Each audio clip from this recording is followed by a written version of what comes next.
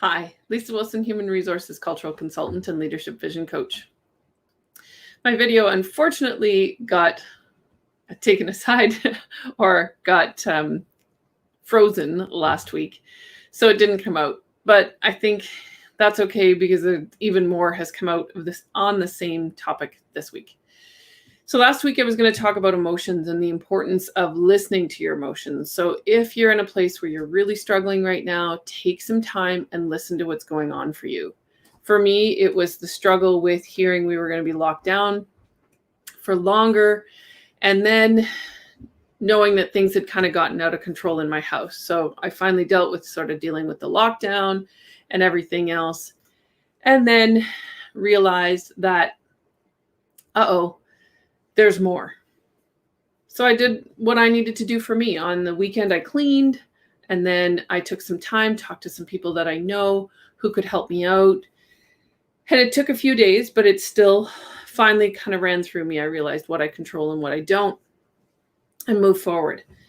On the Tuesday morning, so that was through the weekend, on the Tuesday morning, I was doing my regular morning run, and then I had all of these emotions come out. I guess the run let them out. So that just all of these things that I was like, this is what's frustrating me. And it kind of came out, which was great because then I was able to go upstairs and say to my boyfriend, look, this is the stuff that's frustrating me. I need some things to be organized so that I'm in a better place and can handle what's coming at us. So we dealt with that. All wonderful. Now, this is what's going on for everyone. We are all tired. I've done several presentations this week and had several clients talk to me about how tough it is for them and all of their staff.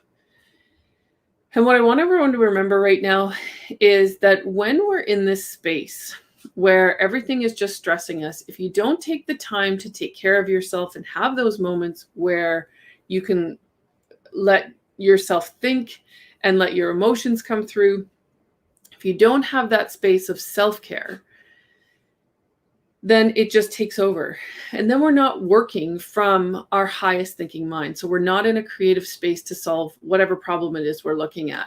We're now working from fight or flight. And all that the fight or flight part of our brain does, actually it's fight, flight, or freeze. All of that does is thinks, get me safe, get me safe, get me safe now. And that's all you're doing. So you need to find a space to clear that out.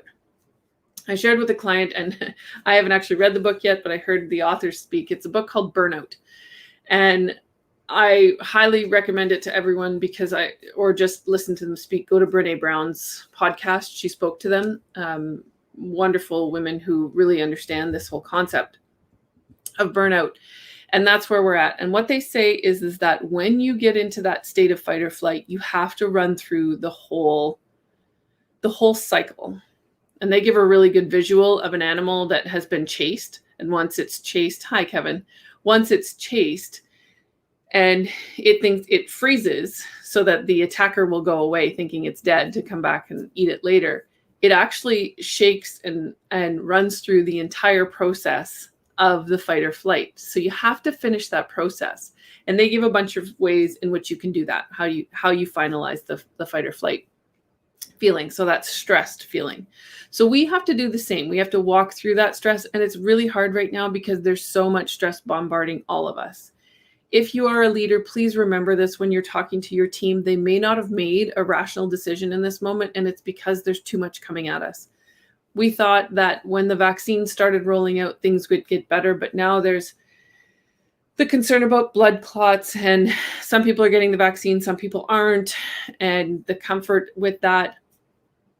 So you really need to just know that everyone's been doing this, and we've been doing this for a long time.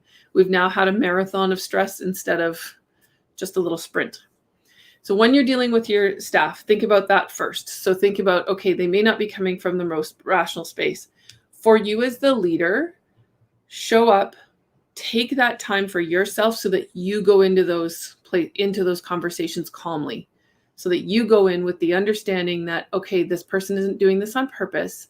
They're just stressed right now. So how do I speak to them in a way that's going to show them that I've dealt with my stress and how they can deal with theirs? That's your number one.